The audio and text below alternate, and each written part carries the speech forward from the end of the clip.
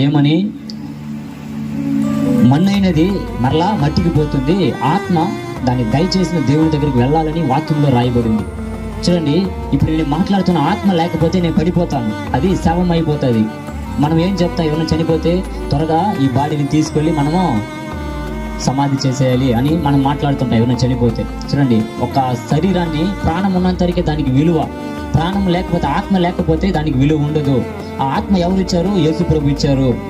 ఆయన చూడండి, మట్టితో మనల్ని చేశాడు, ఆయన ఆత్మను మనలో ఉంచినప్పుడు ఇప్పుడు మనము జీవాత్మను పొందుకొని ఈ లోకంలో జీవిస్తుంటాం. మనం చనిపోయినప్పుడు ఆత్మ వెళ్ళిపోతుంది. ఎక్కడికి వెళ్తుంది? దాన్ని ఇచ్చిన దేవుని దగ్గరికి వెళ్తుంది.